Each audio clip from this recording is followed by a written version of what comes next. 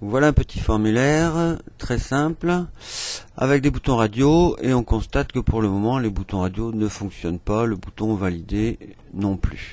Donc voilà le code correspondant. Les boutons radio on les retrouve ici avec les balises input de type radio et pour les faire fonctionner, eh bien il faut absolument leur ajouter dans les balises un attribut name et donner donc un nom à ces boutons radio. Donc si je donne un nom différent à chaque bouton pour les distinguer, eh bien on va voir qu'à ce moment-là, ils ne vont pas fonctionner comme attendu, c'est-à-dire que en actualisant, je regarde, cette fois ils fonctionnent, mais on peut cocher les trois et on ne peut plus les décocher. Donc voilà, il est important dans ce cas, donc le cas de bouton radio, de donner le même nom aux trois boutons.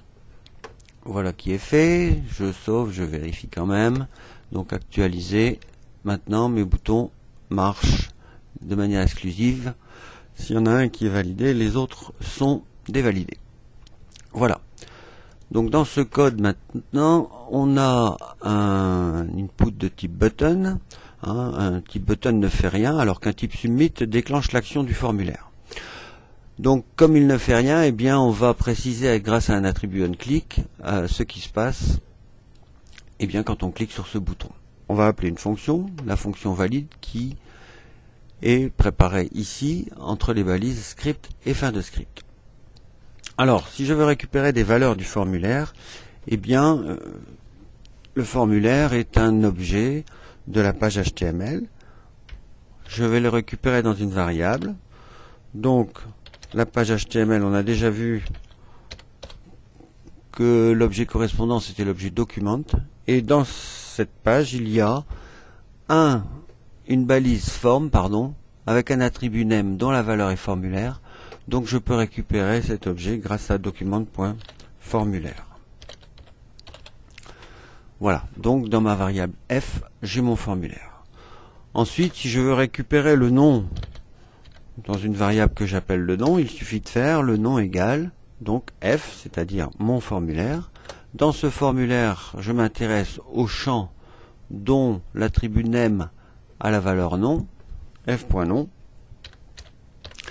Et pour récupérer la valeur qui a été saisie par l'utilisateur, eh bien c'est la propriété value de l'objet qui va être utilisée.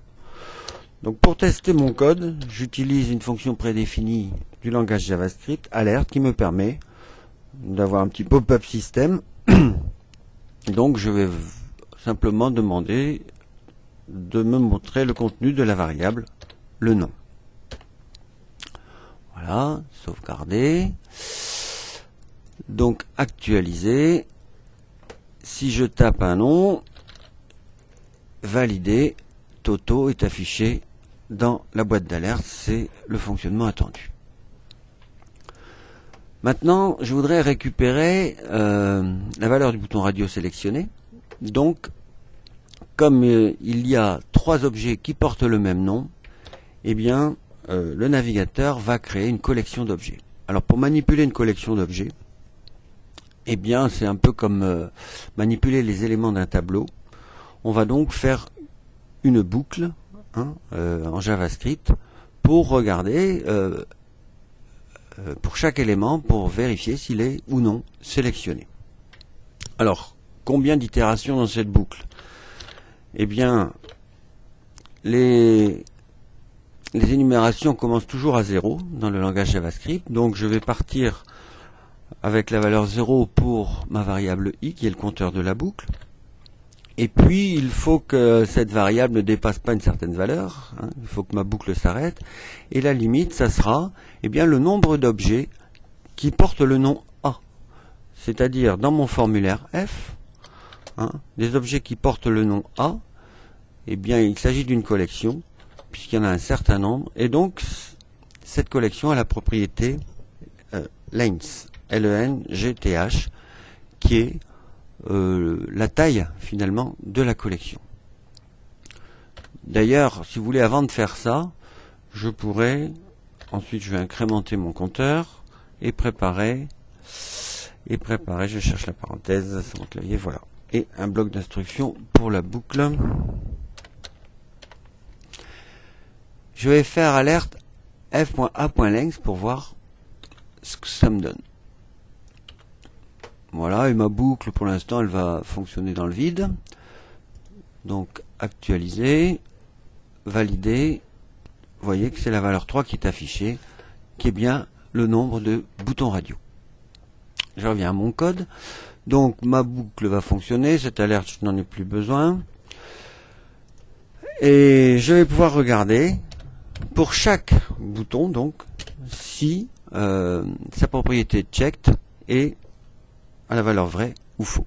Donc if, eh bien f.a, ça c'est ma collection de boutons radio. Et comme c'est une collection, chaque élément de la collection va être indexé, hein, comme dans un tableau. Donc f.a de i, ça sera pour la première itération f.a de 0, c'est-à-dire le premier bouton radio. Donc if f.a de i checked, C-H-E-C-K-E-D, c'est-à-dire qu'on a choisi ce bouton, alors je vais dire je vais sauver la valeur en question, donc choix par exemple égale i. Voilà, et ça c'est dans ma boucle. Et à la sortie, je vais regarder ce qui a été choisi. Alerte, donc i. Voyons ce que ça donne. Actualiser, donc valider, j'ai choisi 3, ça m'étonne, valider, j'ai choisi 3, ça m'étonne beaucoup. Oui, je suis un imbécile parce que c'est alerte choix évidemment, hein, et non pas i, parce que i c'est la dernière valeur prise par le compteur. Donc je reviens, c'était encore une erreur pédagogique. Alors si je choisis celui-ci, valider 0, valider 1, et valider, vous l'avez compris, 2. Donc, ça fonctionne. Maintenant, si je veux faire un petit résumé de tout ça, eh bien, il faudrait qu'ici, j'ajoute un attribut value pour récupérer une valeur associée au bouton, si vous voulez. Bon, c'est facultatif, mais hein, souvent ça peut servir, et quand vous ferez du PHP, ça sera indispensable. Donc CTRL-C, je mets la valeur, CTRL-C, la valeur, CTRL-C, la valeur. Et donc, maintenant que je sais quel a été le choix, je peux faire une alerte pour vérifier tout ça. Donc je vais dire un petit texte. Hein. Donc bonjour plus le nom. Si c'est Toto, ça fera bonjour Toto. Plus, vous êtes. Alors, son statut c'est 2 points. Et je vais passer à la ligne peut-être. Je vais passer à la ligne ici. Alors, dans une boîte système, le passage à la ligne se fait avec anti/n. Hein, l'équivalent du code ASCII 13. Donc, vous êtes 2 points. Plus, faut que je récupère la valeur qui est dans les boutons radio. Donc, f, je vais reprendre ça, hein, f.a, non pas de i, mais de choix, et non pas checked, mais value, pour aller rechercher la propriété value de l'objet en question.